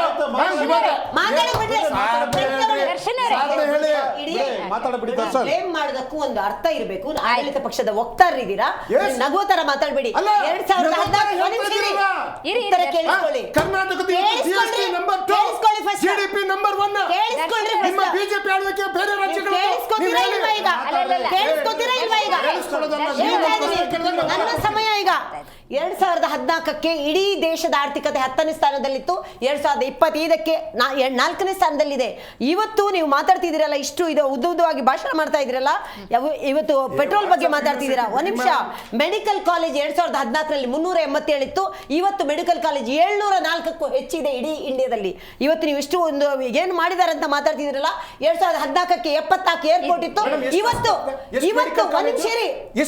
ಒಂದ್ ನಿಮಿಷ ನಾ ಮಾತಾಡೋದು ಏಮ್ಸ್ ಕೊಟ್ಟಿದಾರ? ನಿಮ್ 700 ಮೆಡಿಕಲ್ ಕಾಲೇಜಲ್ಲಿ ಕರ್ನಾಟಕ ರಾಜ್ಯನೂ ಇದೆಯಲ್ಲ, ಒಂದು ಮೆಡಿಕಲ್ ಕಾಲೇಜ್ ಸೆಕೆಂಡ್ ನೀವು ಸುಮ್ಮನೆ ಇರಬೇಕು. ನಾವು ಮಾತಾಡಿ ನೋಟ್ ಮಾಡ್ಕೊಳ್ಳಿ, ತಗೊಳ್ಳಿ ಪೆನ್, ನೋಟ್ ಮಾಡ್ಕೊಳ್ಳಿ. ಆಯ್ತು. 2014ಕ್ಕೆ ಇಡೀ ದೇಶದಲ್ಲಿ 74 ಏರ್ಪೋರ್ಟ್ ಇತ್ತು. 2025ಕ್ಕೆ 149 ಏರ್ಪೋರ್ಟ್ ಇದೆ. ಬರ್ಕೊಳ್ಳಿ ಸರ್. ಅದಾದ್ಮೇಲೆ ಒಂದ್ ನಿಮಿಷ, ಅದನ್ನು ಉತ್ತರ ಕೊಡ್ತೀನಿ, ಬರ್ಕೊಳ್ಳಿ. ಬರ್ಕೊಳ್ಳಿ ಸರ್. 2014ಕ್ಕೆ ಮೆಟ್ರೋ ನಿರ್ಮಾಣ 248 ಕಿಲೋಮೀಟರ್ ಇತ್ತು. 2025ಕ್ಕೆ 1000ಕ್ಕಿಂತಲೂ ಜಾಸ್ತಿ ಕಿಲೋಮೀಟರ್ ಆಗಿದೆ. ಬರ್ಕೊಳ್ಳಿ ಆಯ್ತಾ. 2014ಕ್ಕೆ 5 ಸಿಟಿಯಲ್ಲಿ ಮೆಟ್ರೋ ಇತ್ತು. 2025ಕ್ಕೆ 23 ಸಿಟಿಯಲ್ಲಿ ಮೆಟ್ರೋ ಇದೆ ದೇಶದಾದ್ಯಂತ. ಅದಾಯ್ತಾ. ಅದಾದ್ಮೇಲೆ ಈಗ ಮತ್ತೆ ಹೇಳ್ತಿದ್ದೀನಿ, IIM ಬಗ್ಗೆ ಮಾತಾಡಿದ್ರಲ್ಲ ಸರ್. 2014ಕ್ಕೆ ಸ್ವಾತಂತ್ರ್ಯ ಬಂದಾಗಿನಿಂದ 2014 ತನಕ IIM ಸಂಖ್ಯೆ 13 ಇತ್ತು. ಆದ್ರೆ 2025ಕ್ಕೆ ಇದೇ IIM ಸಂಸ್ಥೆ, ನೀವು ಮಾತಾಡ್ತಿದ್ರಲ್ಲ, ನಾಚಿಕೆ ಆಗ್ಬೇಕು ನೀವು, 23 ಆಗಿದೆ. 21 IIM ಆಗಿದೆ ಒಂದು ಕರ್ನಾಟಕದಲ್ಲಿ. ಒಂದ್ ನಿಮಿಷ, 13 ಇದ್ದದ್ದು 21 ಆಗಿದೆ. IIT 16 ಇದ್ದದ್ದು 23 ಆಗಿದೆ. ನೀವು ಮಾತಾಡ್ತಿದ್ರಲ್ಲ, ಮೆಡಿಕಲ್ ಸೀಟ್ 82,000 ಇದ್ದದ್ದು ಇವತ್ತು 1,50,000 ಮೆಡಿಕಲ್ ಸೀಟ್ ಇದೆ. ನಿಮಗೆ ಯಾವುದೇ ಕಾರಣಕ್ಕೂ ನಾವು ಹೇಳ್ತೀನಿ ಕೇಳಿ, ಒಂದ್ ನಿಮಿಷ, ನಾವು ಮಾತಾಡೋದಕ್ಕೂ ಸ್ವಲ್ಪ ಅರ್ಥ ಮಾಡ್ಕೊಳ್ಳಿ. ಇಷ್ಟೊತ್ತಿಂದ ನೀವು ಮಾತಾಡ್ತಿರಲ್ಲ, ರಾಷ್ಟ್ರೀಯ ಹೆದ್ದಾರಿ 2014ಕ್ಕೆ 91,000 ಕೋಟಿ ಇತ್ತು. ಇವತ್ತು 1,45,000 ಕೋಟಿ ರಾಷ್ಟ್ರೀಯ ಹೆದ್ದಾರಿ ಇದೆ. ನಿಮಗೆ ಇಡೀ ವ್ಯೂವರ್ಸ್ಗೆ ಗೊತ್ತಾಗ್ತಿದೆ ಎಲ್ಲಾ ಕಡೆ NHಗಳು, ಹೈವೇಗಳು ಯಾವ ತರ ಇದೆ ಅನ್ನೋದನ್ನು ಜನ ನೋಡ್ತಾ ಇದ್ದಾರೆ. ನಾಚಿಕೆ ಆಗ್ಬೇಕು ನಿಮ್ಗೆ. ಕುಸಿತ ಇದೆ ಅವೈಜ್ಞಾನಿಕ ಕಾಮಗಾರಿ. ಮೇಡಮ್ ಇವ್ರು ಹೇಳಿದ್ರಲ್ಲಿ ಎಲ್ಲವೂ ವಾಟ್ಸ್ಆಪ್ ಯೂನಿವರ್ಸಿಟಿ, ಫೇಸ್ಬುಕ್ ಯೂನಿವರ್ಸಿಟಿ ಸುಳ್ಳುಗಳು.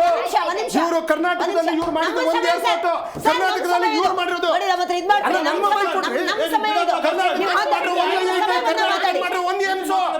ಕರ್ನಾಟಕದಲ್ಲಿ ಆಗಿರ್ತಕ್ಕಂಥ ಎಷ್ಟು ಕಿಲೋಮೀಟರ್ ವೀಕ್ಷಕರಿಗೆ ನಿಮಗೆ ಹೇಳ್ತಾ ಇಲ್ಲ, ಈ ವಾಹಿನಿ ವೀಕ್ಷಕರಿಗೆ ತಿಳಿ ಬಯಸ್ತೀನಿ ನಾನು. 2014ರಲ್ಲಿ LED ಬಲ್ಬು 256 ಇತ್ತು. ಇವತ್ತು 16 ರೂಪಾಯಿಗೆ LED ಬಲ್ಬು ಸಿಗ್ತಾ ಇದೆ. ಇದು ಮೋದಿ ಅವರ ಏನು ಅಂತ ಸಬ್ಕಾ ಸಾಥ್ ಸಬ್ಕಾ ವಿಕಾಸ್ ಸಬ್ಕಾ ವಿಶ್ವಾಸ ಏನು ಅನ್ನೋದನ್ನ ನಾನು ತಿಳಿಸ್ತೀನಿ. ಇವತ್ತು ನಾಚಿಕೆ ಆಗ್ಬೇಕು ನಿಮಗೆ. ಮಾತಾಡ್ತಿದ್ರೆ ಅಫೀಸ್ಮೆಂಟ್ ಪಾಲಿಟಿಕ್ಸ್ ಮಾಡ್ತೀರಾ. ಬಡವರು ಎಲ್ಲಾ ಜಾತಿಯಲ್ಲೂ ಇದ್ದಾರೆ, ಬರೀ ಅಫೀಸ್ಮೆಂಟ್ ಪಾಲಿಟಿಕ್ಸ್ ಮಾಡೋದನ್ನ ನಿಮ್ಮ ಏನು ಈ ಭ್ರಷ್ಟಾಚಾರದಲ್ಲಿ ತುಂಬಿ ತುಳುಕ್ತಾ ಇದೆ ನೋಡಿ. ಆರ್ಥಿಕ ಸಚಿವೆ ನಿರ್ಮಲಾ ಸೀತಾರಾಮನ್ ಹೇಳಿ, ಅನಿಲ್ ಅವರು ಹೇಳಿ. ಕಾಂತಿ ಶೆಟ್ಟಿ ಮೇಡಮ್ ಇವರು ಹೇಳ್ತಾ ಇದ್ದಾರೆ, ನಾನು ಅದಕ್ಕೆ ಸಂಪೂರ್ಣವಾಗಿ ಅವ್ರ ಬೆಂಬಲ ಇದೆ. 2008ರಲ್ಲಿ ಕೀಪ್ಯಾಡ್ ಫೋನ್ಗಳಿತ್ತು, ಇವಾಗ 2025ರಲ್ಲಿ ಐಫೋನ್ ಈ ತರ ಫೋನ್ಗಳು ಬಂದಿದೆ. ಮೇಡಮ್, ಬೆಳವಣಿಗೆ ದೇಶನೂ ಆಗಿದೆ, ಪ್ರಪಂಚನೂ ಆಗಿದೆ. ನೀವು ಮಾಡಿದ್ದಲ್ಲ ಏನು? ಒಂದ್ ನಿಮಿಷ ಇರಿ, ಒಂದ್ ಮಾತು, ಒಂದ್ ನಿಮಿಷ. ಇದೇ ಮೋಸ ಮೇಡಮ್, ಇದೇ ಮೋಸ 5,300 ಕೋಟಿ ಇದೆ. ಅವರು ಏನ್ ಮಾತಾಡಿದ್ರು? ಒಂದ್ ನಿಮಿಷ ಅದನ್ನ ಬಗ್ಗೆ ಹೇಳ್ತೀನಿ. ಒಂದ್ ನಿಮಿಷ, ಅದನ್ನೇ 5,300 ಕೋಟಿ ಯೋಜನೆ ಬಗ್ಗೆ ಮಾತಾಡ್ತೀನಿ. ಯೋಜನೆ ಬಗ್ಗೆನೇ ಮಾತಾಡ್ತೀನಿ. ಯೋಜನೆಗಳ ಬಗ್ಗೆ ನಾನು ಹೇಳ್ತೀನಿ.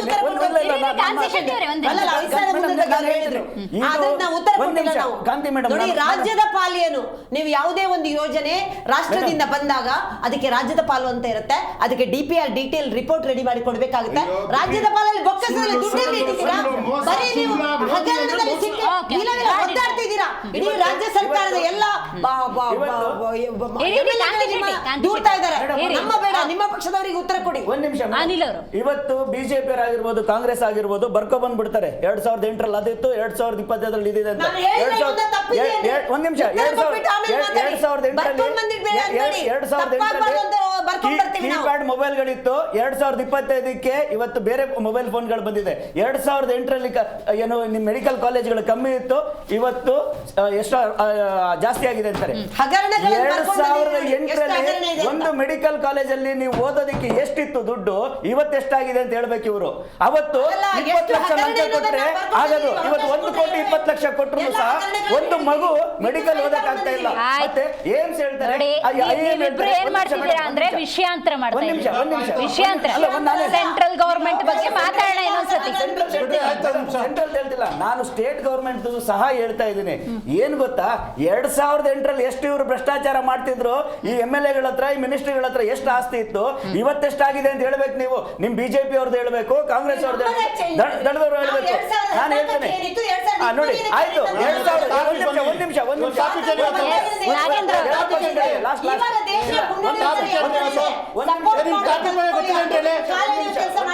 ನಿಮ್ ಟಾಪಿಕ್ ಬಗ್ಗೆ ಗೊತ್ತಿದೆ 30 ಸೆಕೆಂಡ್ ನೋಡಿ ಮೇಡಮ್, ಇವತ್ತು ನಾನು ಹೇಳ್ತಾ ಇದ್ದೀನಿ, ಈ ಬಾರಿ ಗೆದ್ದಿರೋ MLA ಗಳು ಸಹ ಬಿಜೆಪಿ ಆಗಿರ್ಬೋದು, ಕಾಂಗ್ರೆಸ್ ಆಗಿರ್ಬೋದು, ಜನತಾದಳ ಆಗಿರ್ಬೋದು, ಅವ್ರ ಆಸ್ತಿ ಎಷ್ಟು ಪಟ್ಟು ಮೇಲಾಗಿದೆ, ಯಾವ ರೀತಿ ಹೋಯ್ತು, ಈ ಸರ್ಕಾರ ಕೊಟ್ಟಿಲ್ಲ ಅಂದ್ರೆ ಎಲ್ಲಿಂದ ಭ್ರಷ್ಟಾಚಾರ ಮಾಡಿದ್ರು ಅದನ್ನು ಹೇಳ್ಬೇಕು. ಇವತ್ತು ಇವ್ರ ಆಸ್ತಿಗಳು ಯಾವ್ದು ಜಾಸ್ತಿ ಆಗಿಲ್ವಾ? ಇವತ್ತು ನೀವ್ ಹೇಳ್ಬೇಕು ಮೇಡಮ್, ನೀವ್ ಹೇಳ್ಬೇಕು ಎಷ್ಟು ಸರ್ಕಾರಿ ಶಾಲೆಗಳನ್ನ ಮುಚ್ಚೋದ್ರಿಂದ ತಡೆದಿದ್ದೀರಾ ಬಿಜೆಪಿ ಅಂತ ಹೇಳ್ಬೇಕು. ಇವತ್ತು ನೀವ್ ಹೇಳ್ಬೇಕು ಎಷ್ಟು ಮಕ್ಕಳು, ಹೆಣ್ಣು ಮಕ್ಕಳು ಸಾಯೋದನ್ನ ತಡೆದಿದ್ದೀರಾ ಅಂತ ಹೇಳ್ಬೇಕು. ಇವತ್ತು ಮೇಡಮ್ ಒಂದ್ ನಿಮಿಷ, ನಿನ್ನೆ ಬರ್ತಿದ್ದಾರೆ, ಪ್ರತಿ ಜಿಲ್ಲೆಗಳಲ್ಲಿ 18 ವರ್ಷಕ್ಕಿಂತ ಕಮ್ಮಿ ಇರೋ ಹೆಣ್ಣು ಮಕ್ಕಳು ಗರ್ಭಿಣಿಯರಾಗ್ತಿದ್ದಾರೆ. ಅದನ್ನ ಎಷ್ಟು ನೀವು ತಡೆದಿದ್ದೀರಾ ಅಂತ ಹೇಳ್ಬೇಕು. ಅದನ್ನ ಬಿಟ್ಟು ಇಲ್ಲಿ ಕೂತ್ಕೊಂಡು ಯಾವನು ಮುಖ್ಯಮಂತ್ರಿ ಚೇಂಜ್ ಆಗ್ತಾನೆ, ಯಾವನೇನೋ ಮಾಡ್ತಾನೆ ಅನ್ನೋದಲ್ಲ ಮೇಡಮ್. ಇವತ್ತು ನೀವು ವಿರೋಧ ಪಕ್ಷವಾಗಿ, ಅಧಿಕೃತವಾದ ವಿರೋಧ ಪಕ್ಷವಾಗಿದ್ರೆ ಇಡೀ ಕರ್ನಾಟಕದಲ್ಲಿ ನಿಮ್ಮ ಆಶೆಯನ್ನು ತೋರಿಸಬೇಕು.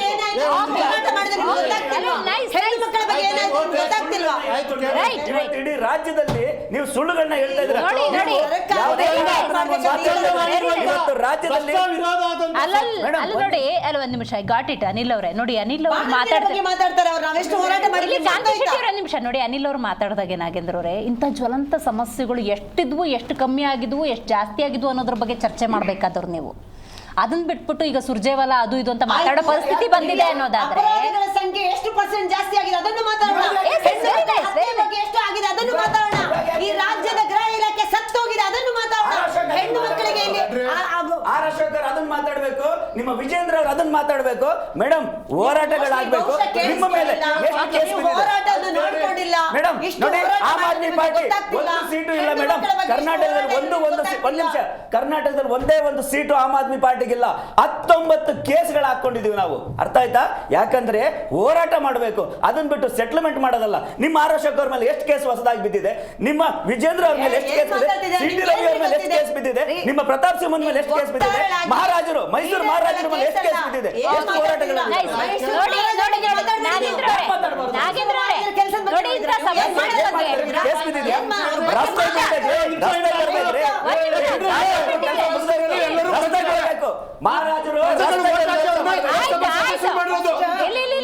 ಈ ತರ ಕೈ ತೋರಿಸುವಾಗ ಇದು ನಿಮ್ಮನ್ನು ತೋರಿಸುತ್ತೆ, ನಿಮ್ಮ ಬಗ್ಗೆ ಮಾತಾಡ್ಕೊಳ್ಳಿ. ಹಿಂಗ್ ತೋರಿಸುವಾಗ್ಲೂ ತೋರಿಸ್ತಾರೆ ಅಷ್ಟೇ. ಹಿಂಗ್ ತೋರಿಸಿದ್ದೀನಿ ಆರೋಗ್ಯಕರ ಚರ್ಚೆಗೆ ಅವಕಾಶ ಮಾಡಿದವ್ರೆ ನೀವು. ಒಂದು ಚರ್ಚೆನೂ ನೀಟ್ ಮಾಡಕ್ ಬಿಟ್ಟಿಲ್ಲ. ಯಾರೇ ಮಾತಾಡೋ ಬಾಯಿ ಹಾಕ್ತೀರಾ. ಯಾವ ಸಂಸ್ಕೃತಿ ಬರ್ತಾರೆ, ಒಂದು ಸ್ವಲ್ಪನಾದ್ರೂ ರೆಡಿಯಾಗಿ ಬರ್ಬೇಕು ವಕ್ತಾರಗಳು. ಒಂದು ಟೇಬಲ್ ಮೇಲೆ ಸಿಕ್ಕಬೇಕು. ಒಬ್ಬರು ಗೌರವದಿಂದ ಮಾತಾಡಿದಾಗ ಇನ್ನೊಬ್ರು ಗೌರವ ಕೊಡೋದು ಕಲಿಬೇಕು. ಬರೇ ಕೂಗಾಟ ಕಿರ್ಚಾಟದಿಂದ ಸಮಸ್ಯೆಗಳು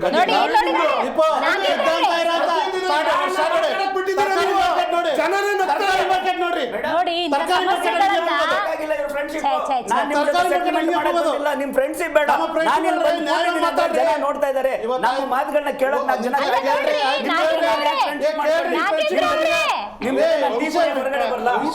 ಇಂತಹ ಸಮಸ್ಯೆಗಳನ್ನ ಚರ್ಚೆ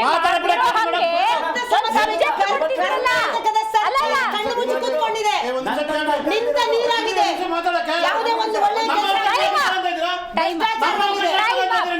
ನೋಡಿ ಒಂದ್ ನಿಮಿಷ ನಾಗೇಂದ್ರ ಅವ್ರು ಕೇಳಿಸ್ಕೊಳ್ಳಿ. ನೋಡಿ, ಈಗ ಅನಿಲ್ ನಾಚಪ್ಪ ಅವ್ರು ಹೇಳ್ದಂಗೆ ಎಂತೆಂತ ಸಮಸ್ಯೆಗಳಿದಾವೆ, ಇದನ್ನೆಲ್ಲ ಚರ್ಚೆ ಮಾಡ್ದಿರೋಂಗ್ ಒಂದ್ ಸಬ್ಜೆಕ್ಟ್ ಕೊಡಕ್ ಬಿಟ್ಟಿದಿರಲ್ಲ ನೀವು.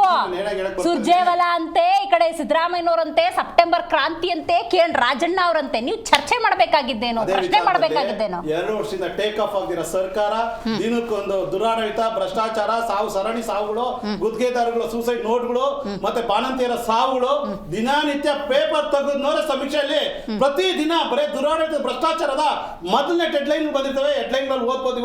ಇವತ್ತು APP ಪಕ್ಷದ ಮಹಾನಾಯಕಂತರ ಮಾತಾಡ್ತಾರಲ್ಲ, ಇವ್ರ ಸಿದ್ಧಾಂತ ಬದ್ಧತೆ ಏನಾದ್ರು ಇದೆಯಾ?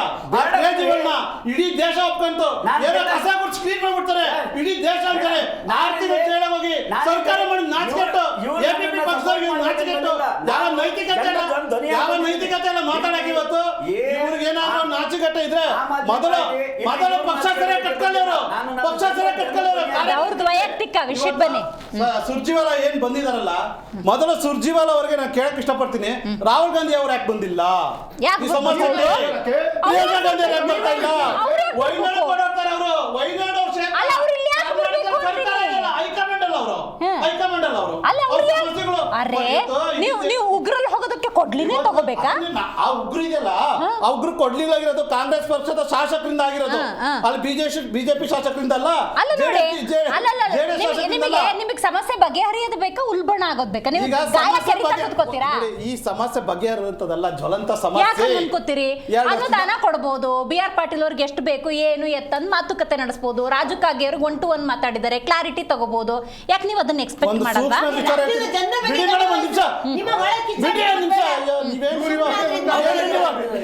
ಈ ವಿಚಾರದಲ್ಲಿ ಒಂದು ಸೂಕ್ಷ್ಮ ವಿಚಾರ ಹೇಳ್ತೀನಿ. ಕಾಮಗಾರಿಗಳು ಮಾಡಿದ್ದಾರೆ, ಅಭಿವೃದ್ಧಿ ಮಾಡಿದ್ದಾರೆ, ರಾಜ್ಯ ಅಭಿವೃದ್ಧಿ ಆಗಿದೆ. ಏನು ಅಭಿವೃದ್ಧಿಯಲ್ಲಿ ನಾವು ಮುಳುಗೋಗಿದ್ದೀವಿ ಅಂತ ಹೇಳ್ತಾರಲ್ಲ, ಒಂದು ಕಾಮಗಾರಿಗಳು ಒಂದು ಸಮೀಕ್ಷೆ ಒಂದು ಹೇಳುತ್ತೆ 2023-24 ಅನುಮೋದನೆ ಆಗುತ್ತೆ 1703 ಕೆಲಸಗಳು ಅನುಮೋದನೆ ಆಗುತ್ತೆ. ಆರಂಭ ಆಗಿರೋ ಕೆಲಸಗಳು ಎಷ್ಟಂದ್ರೆ ಕೇವಲ 503 ಕೆಲಸಗಳು ಮಾತ್ರ ಆರಂಭ ಆಗಿದೆ. ಅದರಲ್ಲಿ ಪರಿಪೂರ್ಣ ಆಗಿರೋ ಕೆಲಸಗಳಿದ್ರೆ ಕೇವಲ 44 ಕೆಲಸಗಳು ಪರಿಪೂರ್ಣ ಆಗಿದೆ. ಬಾಕಿ ಉಳಿದಿರೋ ಕೆಲಸಗಳು 1156 ಕೆಲಸಗಳು ಬಾಕಿ ಉಳಿದಿದೆ. ಯಾಕೆ ಅಭಿವೃದ್ಧಿ ಆಗಿಲ್ಲ? ಈಗ ನೋಡಿ ಯಾಕೆ ಸಮಸ್ಯೆ ಇದು? ಈಗ ನೋಡಿ ಸುರ್ಜೇವಾಲ ಅವ್ರು ಬಂದ್ರು, ನಿಂತೋಗಿದೆ. ಅಲ್ಲಲ್ಲ 2 ವರ್ಷ ಆಗಿದೆ ನೀವು ಬಂದು ಪರಿಪೂರ್ಣ 44 ಕೆಲಸ ನೋಡಿ. ಬಿಡ್ರಿ ಒಂದ್ ನಿಮಿಷ ನೋಡ, ದರ್ಶನ ಮಾತಾಡಕ್ ಬಿಟ್ಟಿದ್ದೀನಿ ಬಿಡಿ. ಇವತ್ತು ನಾನು ಏನ್ ಹೇಳಕ್ ಇಷ್ಟಪಡ್ತಾ ಇದ್ದೀನಿ ಅಂದ್ರೆ, ಸಮಸ್ಯೆ ಇರೋದು ಅವರ ಸ್ವಪಕ್ಷದ ಶಾಸಕರಿಂದ. ಇಲ್ಲಿ ಇವರಿಬ್ಬರು ಕಿತ್ತಾಟ ಇದೆಯಲ್ಲ, ಒಂದು ಗಂಡ ಹೆಂಡತಿ ಜಗಳದಲ್ಲಿ ಮಗು ಏನು ಬಡವಾಯ್ತು, ಕೂಸು ಬಡವಾಯ್ತು ನನಗೆ. ಇವತ್ತು ರಾಜ್ಯದಲ್ಲಿ ಬಂದಾಗಿಂದ ಬರೀ ಕುರ್ಚಿ ಕುರ್ಚಿ ಕುರ್ಚಿ ಕುರ್ಚಿ. ಸಿಎಂ ನೀವ ನಾವ, ಸಿಎಂ ನಾವ ನೀವ. ಇವತ್ತು ಆಚೆ ಬಂದು ಇವತ್ತು ಒಗ್ಗಟ್ಟಿಗೆ ನೀವು ಯಾಕೆ ಹಂಗೆ ಮಾಡಕ್ ಯಾಕೆ ಬಿಟ್ಟಿದ್ದೀರಿ? ನಾವ್ ಹೇಳ್ಬಿಟ್ಟಿದೀವಿ, ಪ್ರತಿ ಸಲ ಹೋರಾಟದಲ್ಲೇ ಇದ್ದೀವಿ. ಬರೀ ಸಮೀಕ್ಷೆ ನೋಡಿ, ಪೇಪರ್ ನೋಡಿ ದಿನನಿತ್ಯ ಎಷ್ಟು ನಮ್ಮ ಸ್ಟೇಟ್ಮೆಂಟ್ ಇರ್ತೇವೆ, ಎಷ್ಟು ಪ್ರೆಸ್ ಮೀಟ್ ಮಾಡ್ತಾ ಇದೀವಿ, ಎಷ್ಟು ಹೋರಾಟ ಮಾಡ್ತಿದ್ವಿ. ಇವತ್ತವರೆಗೂ ಇವರು ಸಮೀಕ್ಷೆ ಇವತ್ತು ಇಲ್ಲಿ ಕುತ್ಕೊಂಡು ಮಾತಾಡ್ತೀವಿ ಅಂದ್ರೆ ಏನಕ್ಕೆ ಮಾತಾಡಕ್ ಬಂದಿದ್ದೇವು? ಇವರು ಭ್ರಷ್ಟಾಡಳಿತ, ದುರಾಡಳಿತ. ಮತ್ತೆ ಇವತ್ತು ಏನಿದೆಯಲ್ಲ ಸುರ್ಜಿವಾಲವ್ರನ್ನ ಇವತ್ತು ಕೇಳ್ಬೇಕಾದ ಪ್ರಶ್ನೆ ಇದೆ. ಸುರ್ಜಿವಾಲ ಅವರೇ ಬಂದು ನಾಮಕಾಶ ಹೋಗ್ಬೇಡಿ. ನಾಮಕಾಶ ನಾವು ಕುಂತಿರೋದು ವಿರೋಧ ಪಕ್ಷ, ನಾವು ಕೇಳಕ್ಕೆ ಇರೋದು. ಇವತ್ತು ಅವ್ರು ಏನ್ ಬಂದಿದ್ದಾರಲ್ಲ, ಇವತ್ತು ಡೆಲ್ಲಿಯಲ್ಲಿ ಓಡಾಡ್ತಿದ್ದಲ್ಲ ಸುದ್ದಿ, ರಾಜ್ಯದ ಸಮಸ್ಯೆ ಇದು. ರಾಜ್ಯ ಜನರ ಸಮಸ್ಯೆ ಕೇಳ್ತಾ ಇದೀನಿ, ರಾಜ್ಯ ಸಮಸ್ಯೆ ಕೇಳ್ತಾ ಇದೀನಿ. ಇವತ್ತು ಡೆಲ್ಲಿಯಲ್ಲಿ ಮಾತಾಡ್ತಾ ಇದ್ದಾರೆ. ಇವರು ಕಿತ್ತಾಟ, ಇವ್ರು ಒಗ್ಗಟ್ಟಿನ ಫಲ, ಇವ್ರು ಸರ್ಕಾರ ಉಳಿಯಲ್ಲ ನೋಡಿ. ಈ ಮೂರು ಕಾನ್ಸೆಪ್ಟ್ ಅಲ್ಲಿ ಸರ್ಕಾರನೇ ಬಿದ್ದೋಗ್ಬಿಡುತ್ತೆ. ಒಂದು ಸರ್ಕಾರ ಬಿದ್ದೋಗುತ್ತೆ. ಹೇಳ್ತೀನಿ ಬಿಡಿ, ಕೇಳಿ. ಒಂದು ದುರಾಡಳಿತ ಭ್ರಷ್ಟಾಚಾರದಿಂದ ಸರ್ಕಾರ ಬೀಳುತ್ತೆ. ಇಲ್ಲ ಎರಡನೇದು DK ಶಿವಕುಮಾರ್ ಅವರು ಸಿದ್ದರಾಮಯ್ಯ ಅವರ ಜಗಳದ ಒಂದು ಒಳನಾಟದಿಂದ ಸರ್ಕಾರ ಬೀಳುತ್ತೆ. ಇಲ್ಲ ಅಂದ್ರೆ ರಾಜ್ಯ ಜನ ಈ ದುರಾಡಳಿತ ತಿರುಗಿಬೀಳ್ತಾರೆ, ಭ್ರಷ್ಟಾಚಾರದಿಂದ ತಿರುಗಿಬೀಳ್ತಾರೆ. ಈ 3 ಕಾನ್ಸೆಪ್ಟ್ ಅಲ್ಲಿ ಸರ್ಕಾರ 3 ತಿಂಗಳಲ್ಲಿ ಬೀಳಂತ ಎಲ್ಲ ವ್ಯವಸ್ಥೆ ಇದೆ. ಇವತ್ತು ಪವರ್ ಸ್ಟೇರಿಂಗ್ ಎಷ್ಟಾಗಿದೆ, ಪವರ್ ಸೆಂಟರ್ ಎಷ್ಟಾಗಿದೆ, ಯಾರು ಕೊಟ್ಟರು ಸ್ಟೇಟ್ಮೆಂಟ್? ಇದೇ ಶಾಸಕ KNML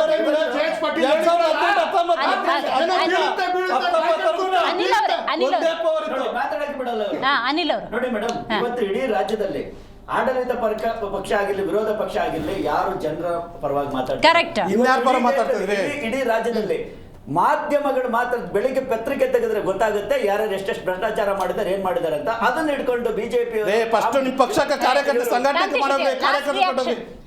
ಈಗ ಸುರ್ಜೇವಾಲ ಅವ್ರು ಬಂದಿದ್ದಾರೆ, ಸಮಸ್ಯೆ ಬಗೆಹರಿಸಿದಾರಲ್ಲ, ನಾಳೆಯಿಂದ ಸರಿಯಾಗ್ಬೋದಾ? ಇಲ್ಲ ಅತ್ತ ಸುರ್ಜೇವಾಲ ಮೀಟಿಂಗ್, ಇತ್ತ DKಶಿ ಅವರ ಪರ ಬ್ಯಾಟಿಂಗ್. ಯಾಕೆಂತ ಹೇಳ್ತೀನಿ ಕೇಳಿ. ಮಾಗಡಿ ಬಾಲಕೃಷ್ಣ ಅವರು ಹೇಳ್ತಾರೆ DKಶಿನೇ ಮುಂದಿನ ಮುಖ್ಯಮಂತ್ರಿ ಅಂತ. ಇನ್ನೊಂದ್ ಕಡೆ ರಾಜಣ್ಣ ಹೇಳ್ತಾರೆ ಪವರ್ ಸೆಂಟರ್ಗಳು ಅಂತ ಹೇಳ್ತಾರೆ. ಇನ್ನೊಂದ್ ಕಡೆ ಯಾರು BR ಪಾಟೀಲ್ ಆಚೆ ಬಂದ್ಬಿಟ್ಟು ಹೇಳ್ತಾರೆ ನಾವೇನ್ ಹೇಳ್ಬೇಕಾ, ಸರಿ ಹೇಳ್ಬೇಕು ಹೇಳಿದೀನಿ ಅಂತಾರೆ. ಇವರ ಕಚ್ಚಾಟ, ಇವರ ಕೆಸರ ಚಾಟ ನೀವು ಸರಿಪಡಕ್ಕೆ ನಿಮ್ಗೆ ಜನರು ಓಟ್ ಹಾಕಿಲ್ಲ. ರಾಜ್ಯದ ಜನರ ಜ್ವಲಂತ ಸಮಸ್ಯೆಗಳ ಬಗ್ಗೆ ಯೋಚನೆ ಮಾಡಿ. ಮತ್ತೊಮ್ಮೆ ಈ ವಾಹಿನಿ ಮುಖಾಂತರ ಮಾನ್ಯ ಸಿದ್ದರಾಮಯ್ಯವ್ರಿಗೆ ಹೇಳ್ತೀನಿ, ರಾಜ್ಯದಲ್ಲಿ ಅನೇಕ ಸಮಸ್ಯೆಗಳಿದೆ. ನಿಮ್ಮ ಕೆಸರ ಚಾಟ, ನಿಮ್ಮ ಕುರ್ಚಿ ಕಿತ್ತಾಟ ಅದನ್ನು ಬಿಟ್ಟು ರಾಜ್ಯದ ಸಮಸ್ಯೆಗಳ ಬಗ್ಗೆ. Nice, very nice. Nagendra last line. ಕೂಡಲೇ ಏನು ಇವತ್ತು AICC ಇಂದ ಬಂದಿದ್ದಾರ ಸುರ್ಜೇವಾಲ ಎಚ್ಚೆತ್ಕೊಂಡು ಜನಪರ ಕೆಲಸ ಆಗಬೇಕಾಯ್ತೆ, ಜನ ನೊಂದ ಜನ ಪರವಾಗಿ ನಿಂತಬೇಕಾಯ್ತೆ. ಗ್ಯಾರಂಟಿಯನ್ನು ನಾಮಫಲಕ ಹಾಕೊಂಡು ಓಡಾಡ್ತಾರನ್ನ ತೆಗಿಬೇಕಾಗಿದೆ. ಆ ಗ್ಯಾರಂಟಿಗೆ ಒಂದು ಡೇಟ್ ಕೊಟ್ಟು ಮಹಿಳೆಯರಿಗೆ 2,000 ಕೊಡಬೇಕಾಗಿದೆ. ಇವತ್ತು ಬೀದಿಯಲ್ಲಿ ನಿಂತು ಹೋರಾಟ ಮಾಡೋಂಥ ಪರಿಸ್ಥಿತಿ. ಇವತ್ತು ಸರ್ಕಾರ ಬೀಳಕ ಮೇನ್ ಕಾಂಗ್ರೆಸ್ ಕಾರ್ಯಕರ್ತರೆ, ಕಾಂಗ್ರೆಸ್ ಶಾಸಕರೇ ಮುಂದಾಳತ್ವ ವಹಿಸಿದ್ದಾರೆ. ಸರ್ಕಾರ 3 ತಿಂಗಳಲ್ಲಂತೂ ಬೀಳೋದು ಗ್ಯಾರಂಟಿ. ಒಂದು ಭ್ರಷ್ಟಾಚಾರ ಮಾಡ್ತಾರಂತ ಹಿನ್ನೆಲೆಯಿಂದ ಬೀಳ್ಬೋದು. ಇಲ್ಲ ಈ ಒಗ್ಗಟ್ಟಿನಲ್ಲಿ ಏನು ಒಳಗಡೆ ಜಗಳ ಆಚೆ ನಾವು ಒಂದು ಅನ್ನೋದಿಲ್ಲ. ಈ ಒಂದು ವಿಚಾರದಲ್ಲಿ ಸರ್ಕಾರ ಬಿಡ್ಬೋದು, ಸರ್ಕಾರ ಬಿದ್ದೋಗುತ್ತೆ.